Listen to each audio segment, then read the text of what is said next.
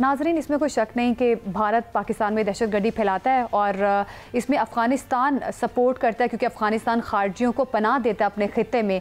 और आज एक बड़ी ख़बर मौसूल हुई है, पता चला है कि जाफ़र एक्सप्रेस हमले का मास्टरमाइंड और कालादम तंजीम मजीद ब्रिगेड का ऑपरेशनल कमांडर गुल रहमान उर्फ उस्ताद मुरीद अफ़गानिस्तान में पुरअसरार तौर पर हलाक हो गया है। इस पर बात करेंगे। ब्रिगेडियर रिटायर्ड हारिस नवाज दिफाई तज्जिया कर हमारे साथ मौजूद हैं।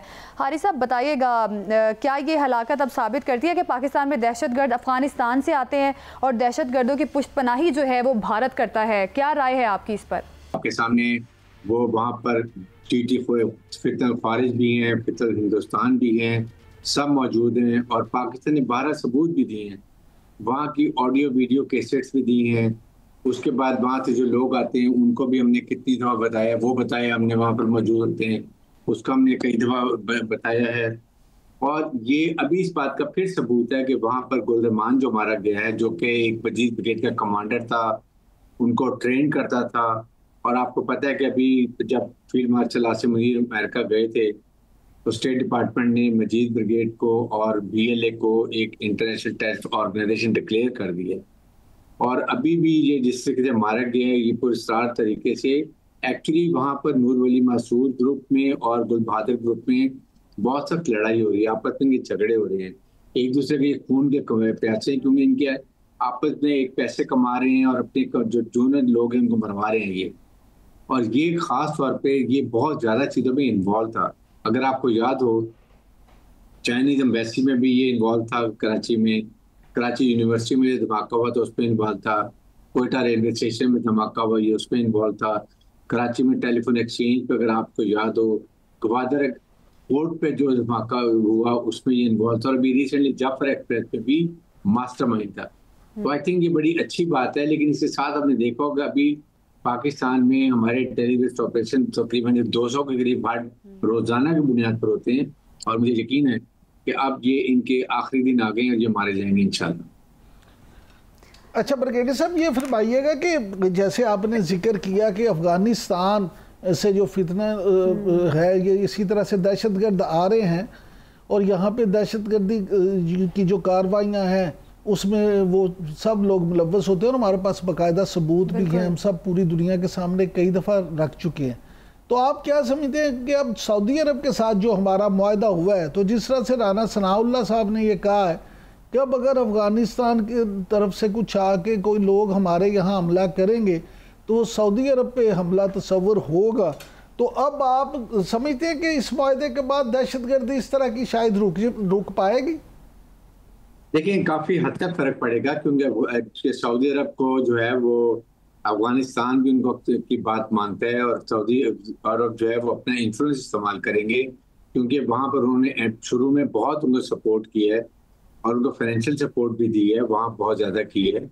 इवन हमें पाकिस्तान को ईरान से बात करनी चाहिए, क्योंकि ईरान के नॉर्दर्न अलायंस पे जो पंचेरी हैं और उज़्बेक्स हैं, ताजिक्स हैं, उनके ऊपर बहुत इन्फ्लुएंस है, उनसे भी मुज़ाकरात करने चाहिए। बल्कि आई वुड से कि चाइना, पाकिस्तान, ईरान और अफगानिस्तान को बैठ के इस मसले का हल निकालना चाहिए, क्योंकि आप जब सीपैक भी अफगानिस्तान में जा रहा है, काबुल तक जा रहा है, फिर उज़्बेकिस्तान से एक रेलवे लाइन आ रही है पाकिस्तान और ग्वादर की तरफ जा रही है, तो इन चीज़ों को देखते हुए ये अफगानिस्तान के इंटरेस्ट में है, तालिबान हुकूमत के इंटरेस्ट में है कि अभी उनको बजाय इसके कि वो फौजियों का साथ दें, उनको चाहिए कि हुकूमत पाकिस्तान के साथ खड़े हों, जिनसे दरीना आपके रिलीजियस ताल्लुक है, आपका कल्चरल ताल्लुक है। हम हर मौके पे आपकी लॉजिस्टिक सपोर्ट करते हैं, हम आपको गंदम भी देते हैं, आपको चीनी भी देते हैं, फर्टिलाइजर भी देते हैं।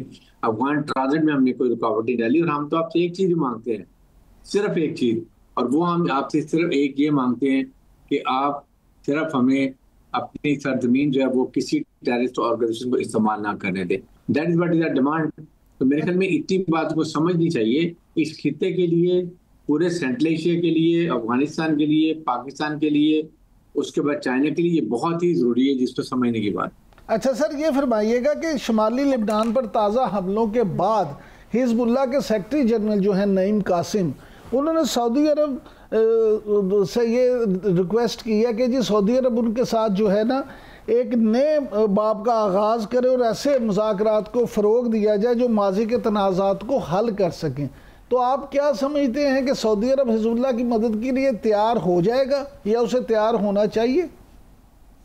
देखिए, जो सऊदी अरब है, it's a major player in Middle East, और अगर वो ऑनेस्टली प्रॉपर तरीके से एग्जर्ट करें, नॉट कि उनकी मदद के लिए तैयार, बल्कि अगर वो अमेरिकन को कन्विंस करें और गल्फ स्टेट मिलकर एक लाहेअमल बनाए। और लाहेअमल, मैंने पीछे भी ये बात कर रहा था कि जिस दिन अभी इस्लामिक ममालिक और अरब ममालिक ने इकट्ठे बैठ के एक डिस्कशन की थी जिसपे एक रेजोल्यूशन पास किया दोहा के अंदर, वहां पर इनको स्ट्रॉन्ग रेजोल्यूशन लेके आना चाहिए था। दुनिया को पता चलता, खास तौर पे इसराइल को, कि अरब ममालिक और इस्लामिक ममालिक यूनाइटेड हैं, they want a very concrete step against Israel.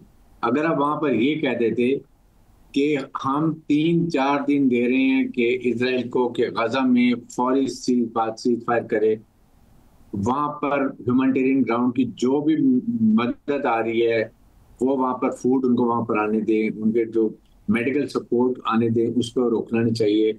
और अगर ये इजराइल इस बात पे नहीं करता 3 दिन के अंदर, तो हम इजराइल की तमाम कमर्शियल फ्लाइट तमाम अरब ममालिक से के ऊपर से गुजरनी बंद कर देंगे।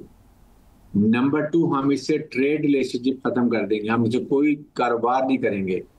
नंबर 3, जो इब्राहिम अकॉर्ड के ममालिक ने इनसे ताल्लुकात अच्छे किए, सफारती ताल्लुकात हम सस्पेंड करते हैं टिल द टाइम ये चीज़ों पे अमल नहीं करता। तो मेरे ख्याल में इजराइल खुद ब खुद घुटनों में आ जाता।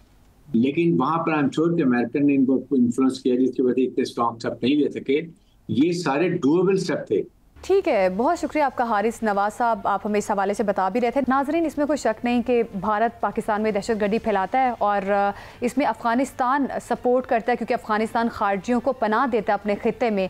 और आज एक बड़ी खबर मौसूल हुई है, पता चला है कि जाफ़र एक्सप्रेस हमले का मास्टर माइंड और कालदम तंजीम मजीद ब्रिगेड का ऑपरेशनल कमांडर गुल रहमान उर्फ उस्ताद मुरीद अफ़गानिस्तान में पुरअसरार तौर पर हलाक हो गया है। इस पर बात करेंगे ब्रिगेडियर रिटायर्ड हारिस नवाज, दिफाई तज्जिया का हमारे साथ मौजूद है।